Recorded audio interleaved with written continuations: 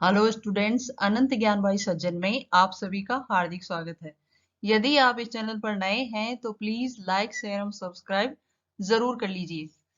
तो बच्चों, आप सभी को दिवाली की बहुत बहुत हार्दिक शुभकामनाएं। और आपने, मुझे लगता है आपने बहुत ही उत्साह से पटाखे फोड़े हैं, खूब सारी खुशियां आई हैं और खूब सारी रोशनी के साथ आपने दीपावली का त्योहार मनाया है। तो एक बार फिर से आप सभी को इस त्योहार की बहुत बहुत शुभकामनाएं। तो अब आगे शुरू करते हैं हम क्लास 11th हिस्ट्री के चैप्टर 2 के क्वेश्चन आंसर, लेखन कला और शहरी जीवन का पहला प्रश्न। आप यह कैसे कह सकते हैं कि प्राकृतिक उर्वरता तथा खाद्य उत्पादन के उच्च स्तर ही आरंभ में शहरीकरण के कारण थे? तो इसका उत्तर है शहरीकरण तभी संभव हो सकता है जब खेती से इतनी उपज होती हो कि वह शहर में रहने वाले लोगों का भी पेट भरने में समर्थ हो सके। शहर में लोग घनी बस्तियों में रहते थे, अतः जहां शहर का विकास होता है वहां की जमीन का प्राकृतिक रूप से उपजाऊ होना अत्यंत आवश्यक हो जाता है, क्योंकि ऐसी जमीन ही अधिक से अधिक लोगों को खाद्यान्न प्रदान करने में समर्थ हो सकती है। लेकिन केवल प्राकृतिक उर्वरता और खाद्य उत्पादन के उच्च स्तर ही शहरीकरण के कारण कदापि नहीं हो सकते। शहरीकरण के अन्य कारक हैं, जैसे उद्योगों का विकास, उन्नत व्यापार, लेखन कला का विकास, श्रम विभाजन और कुशल परिवहन व्यवस्था आदि। इन सभी कारकों ने शहरीकरण के विकास में महत्वपूर्ण भूमिका निभाई है। प्राचीन काल में उद्योगों का विकास शहरीकरण की एक अति आवश्यक शर्त थी। उद्योग मात्र शहरों में रहने वाले लोगों की विभिन्न आवश्यकताओं को ही पूरा नहीं करते थे, अपितु विभिन्न प्रकार के मजदूरों एवं कारीगरों को आजीविका के साधन भी उपलब्ध कराते हैं। वास्तव में नगर जीवन और लोगों को एक स्थान पर बसना तभी संभव है जब विशाल जनसंख्या में लोग अलग अलग गैर खाद्यान्न उत्पादक कार्यों में लगे हों। अर्थात शहरीकरण तब तक संभव नहीं है जब तक उनके विकास की वहां सभी सुविधाएं मौजूद नहीं हो। उन्नत व्यापार शहरीकरण का एक अन्य महत्वपूर्ण कारक है। व्यापार के द्वारा ही नगरों में बनने वाला माल ग्रामों में पहुंचता है और ग्रामों से कच्चा माल तथा खाद्यान्न शहरों में पहुंचता है। उदाहरण के लिए मेसोपोटामिया में अच्छी लकड़ी, तांबा, रांगा, सोना, चांदी, विभिन्न प्रकार के पत्थर आदि तुर्की ईरान से आयात करते थे और इसके स्थान पर मेसोपोटामिया से कपड़ा तथा कृषि संबंधी अन्य उत्पाद देशों को निर्यात किए जाते थे। शहरी विकास के लिए लेखन कला की भी अहम भूमिका रही है। इसका कारण यह है कि हिसाब किताब की व्यवस्था के बिना व्यापार की किसी प्रकार की प्रगति संभव नहीं है। निसंदेह लेखन कला के विकास ने मेसोपोटामिया में नगरों के उदय में महत्वपूर्ण योगदान दिया। लेखन कला के साथ साथ शहरीकरण के लिए सुव्यवस्थित प्रशासनिक व्यवस्था भी अति आवश्यक है। व्यापार की प्रगति के लिए शांति और सुरक्षा की स्थापना कुशल प्रशासन द्वारा ही संभव है। इस संबंध में उल्लेखनीय है कि कांस्य युग में जीवन निर्वाह के लिए आवश्यक वस्तुओं के अतिरिक्त अन्य वस्तुओं के उत्पादक मुख्य रूप से शासक वर्ग और मंदिरों पर भी निर्भर होते थे। प्रशासक वर्ग केवल कानून और व्यवस्था का संचालन ही नहीं करते थे, अपितु श्रम विभाजन को भी नियंत्रित करते थे। निसंदेह श्रम विभाजन ने भी शहरीकरण की गति को बल दिया। नगरीय जीवन और लोगों का एक स्थान पर बसना तभी संभव हो सकता है जब अनेक लोग विभिन्न गैर उत्पादक विभिन्न गैर खाद्यान्न उत्पादक रोजगारों, उदाहरण के लिए धातु कर्म, मुहर, नक्काशी, प्रशासन, मंदिर सेवा आदि में लगे हुए हों। ऐसी स्थिति में शहरी अर्थव्यवस्था में सामाजिक संगठन का होना नितांत आवश्यक है। इसका कारण यह है कि शहर के निर्माताओं को अपने अपने उद्योगों के लिए विभिन्न वस्तुओं की आवश्यकता होती है, जिन्हें केवल किसी एक स्थान से प्राप्त नहीं किया जा सकता। इसी प्रकार एक ही व्यक्ति सभी प्रकार की वस्तुओं के निर्माण में कुशल नहीं हो सकता। यही कारण है कि औद्योगिक व व्यापारिक विकास में श्रम विभाजन का पालन अति आवश्यक हो जाता है। कुशल परिवहन व्यवस्था भी शहरीकरण के लिए अति आवश्यक होती है। परिवहन व्यवस्था अच्छी होने पर ग्रामों से पर्याप्त मात्रा में अनाज शहरों में भेजा जा सकता है और शहरों से तैयार वस्तुओं को ग्रामों तक पहुंचाया जा सकता है। मेसोपोटामिया की नहरें तथा प्राकृतिक जल संसाधन छोटी बड़ी बस्तियों के बीच परिवहन के अच्छे साधन थे। यही कारण है कि उन दिनों फरात नदी व्यापार के विश्व मार्ग का कार्य करती थी। अतः उपयुक्त विवेचना के आधार पर कहा जा सकता है कि शहरीकरण के विकास में प्राकृतिक उर्वरता और खाद्य उत्पादन के उच्च स्तर के साथ साथ अनेक अन्य कारण भी इसके उत्तरदायी थे। प्रश्न नंबर 2, आपके विचार से निम्नलिखित में से कौन सी आवश्यक दशाएं थी जिनकी वजह से प्रारंभ में शहरीकरण हुआ था, और निम्नलिखित में कौन सी बातें शहरों के विकास के फलस्वरूप उत्पन्न हुई? क है अत्यंत उत्पादक खेती, ख है जल परिवहन, ग है धातु और पत्थर की कमी, घ है श्रम विभाजन, अड़ है मुद्राओं का प्रयोग, और च है राज्यों की सैन्य शक्ति जिसने श्रम को अनिवार्य बना दिया। उत्तर है कांस्यकालीन सभ्यताओं के दौरान अनेक शहरों का विकास हुआ। वस्तुतः शहर विशाल जनसंख्या के निवास स्थान होते हैं और इसके अतिरिक्त अन्य महत्वपूर्ण आर्थिक गतिविधियों के केंद्र बिंदु भी हैं। यही कारण है कि शहर ग्रामों की अपेक्षा अधिक घने और बसे क्षेत्र में बसे हुए होते हैं। प्रारंभिक शहरीकरण की आवश्यक दशाएं। क्या है अत्यंत उत्पादक खेती। निसंदेह अत्यंत उत्पादक खेती प्रारंभिक शहरीकरण की एक अत्यंत आवश्यक दशा थी। यह निर्विवाद है कि शहरीकरण तभी संभव हो सकता है जब खेती में इतनी उपज होती हो कि वह शहर में रहने वाले लोगों का पेट भरने में समर्थ हो सके।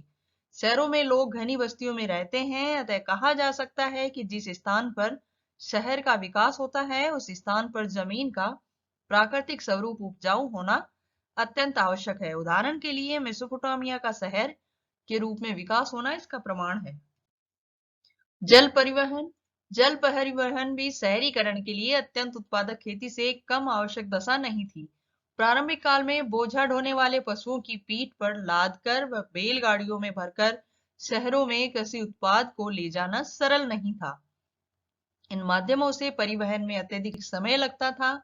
इनकी अपेक्षाकृत कांस्यकालीन सभ्यताओं में जल परिवहन खाद्यान्न एवं अन्य सामान को एक स्थान से दूसरे स्थान तक पहुंचाने का एक सस्ता एवं सुरक्षित साधन था।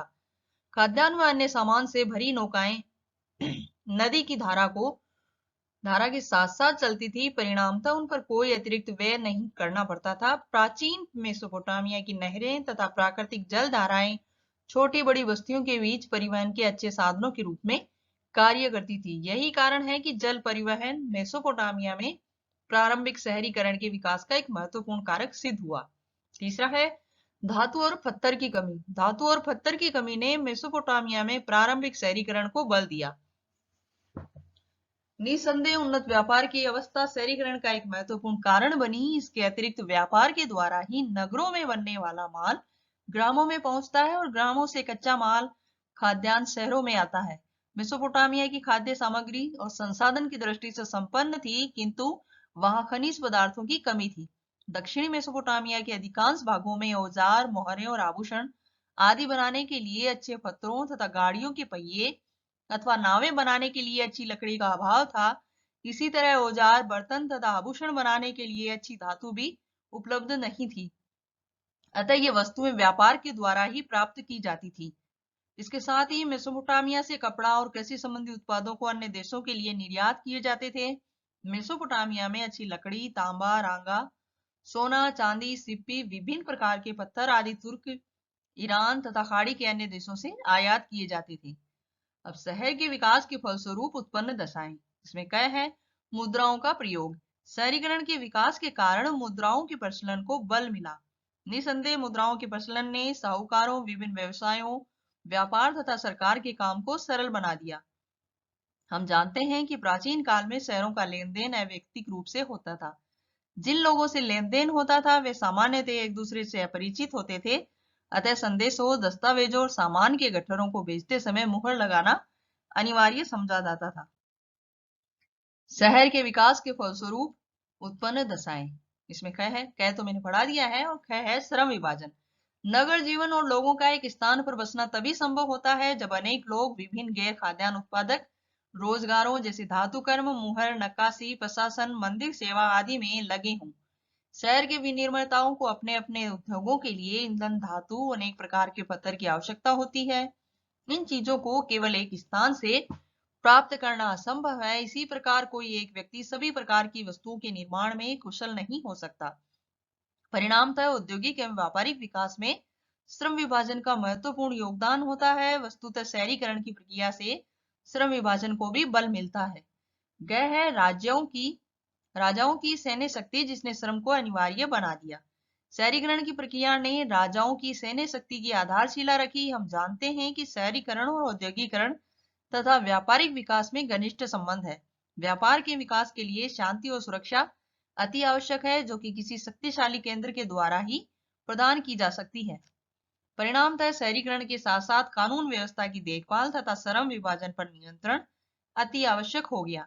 इसके फलस्वरूप राज्य की सैन्य शक्ति में वृद्धि होने लगी। उदाहरण के लिए मेसोपोटामिया का शहरीकरण हुआ तो वहां एक कुशल और शक्तिशाली केंद्र शासक का उदय हुआ।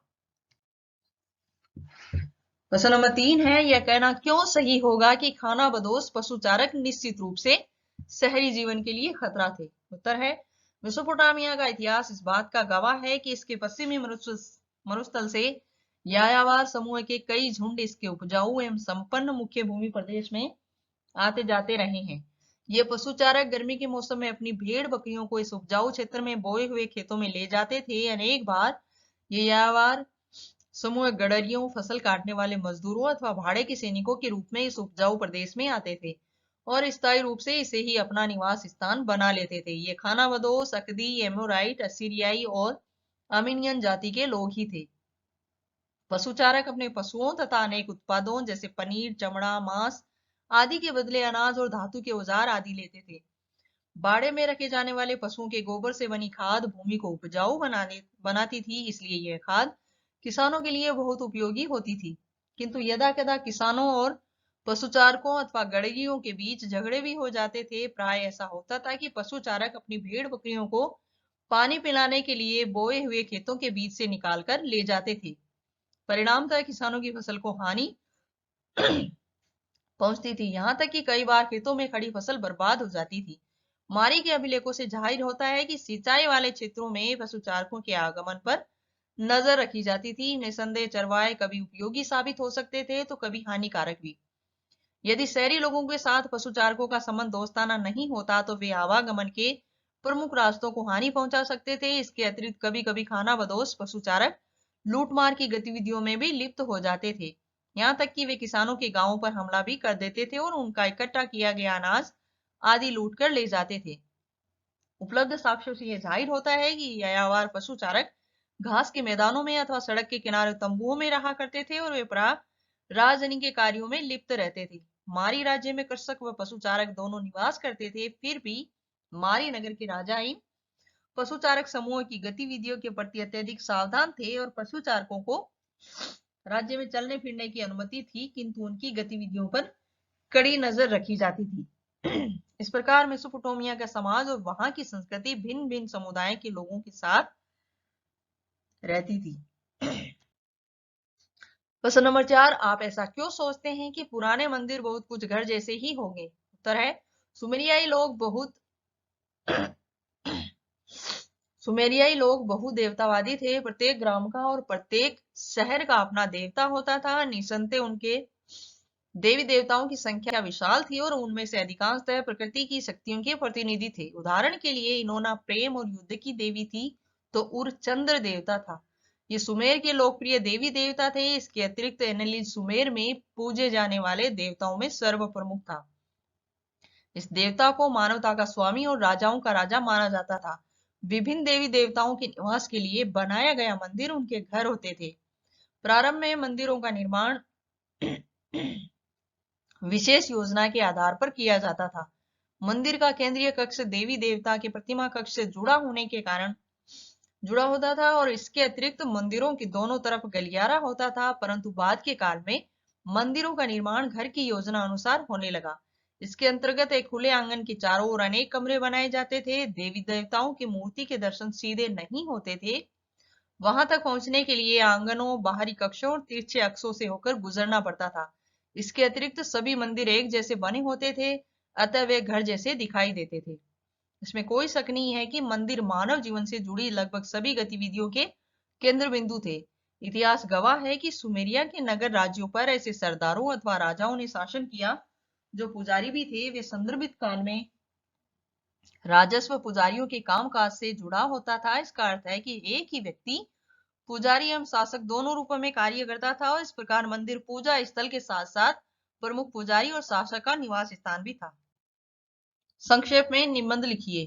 प्रश्न नंबर 5 है, शहरी जीवन के शुरू होने के बाद कौन सी नई संस्थाएं अस्तित्व में आई और आपके विचार में उनमें से कौन सी संस्थाएं राजा की पहल पर निर्भर थी? उत्तर है, मेसोपोटामिया में कालांतर में अनेक भव्य नगरों का निर्माण हुआ, जिनमें उरुक, लांगास, बेबीलोन व मारी नगर प्रमुख थे।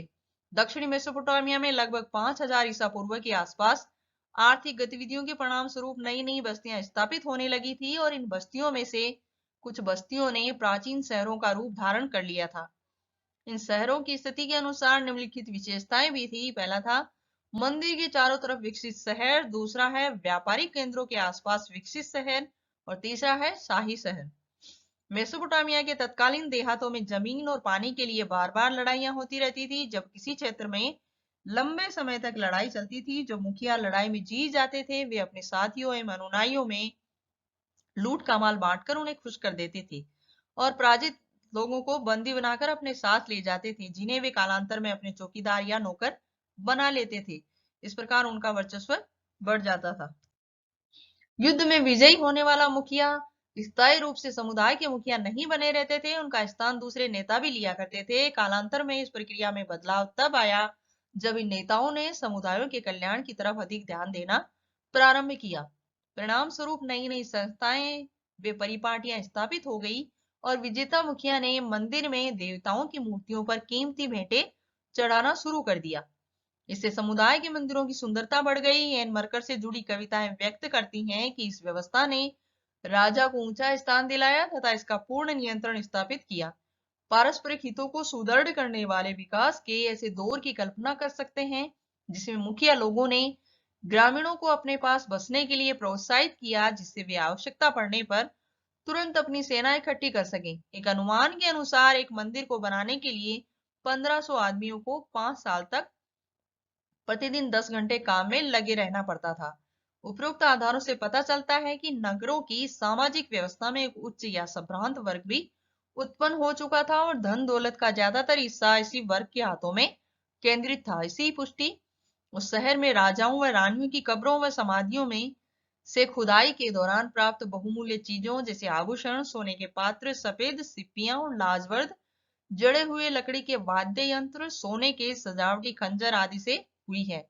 कानूनी दस्तावेज जैसे विवाह, उत्तराधिकार आदि की मामलों से संबंधित से पता चलता है कि मेसोपोटामिया के समाज में एकल परिवार को ही आदर्श माना जाता था।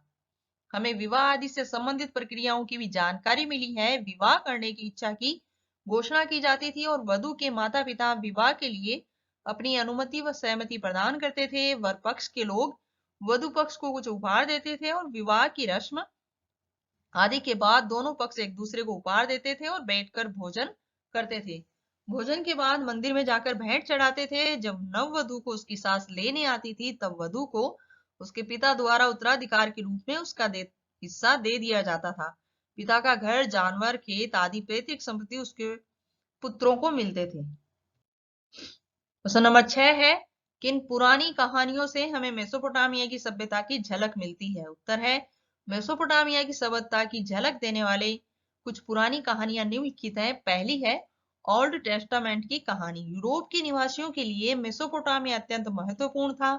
बाइबल के प्रथम भाग ओल्ड टेस्टामेंट की बुक ऑफ जेनेसिस में सीमार अर्थात सुमेर का वर्णन किया गया है। उसके अनुसार वहां ईंटों से बने अनेक नगर हैं। यूरोप के यात्री और विद्वान मेसोपोटामिया को किस प्रकार से अपने पूर्वजों की भूमि मानते थे और जब इस क्षेत्र में पुरातत्वीय खोज प्रारंभ हुई तो ओल्ड टेस्टामेंट के शाब्दिक सत्यों को प्रमाणित करने का प्रयास किया गया।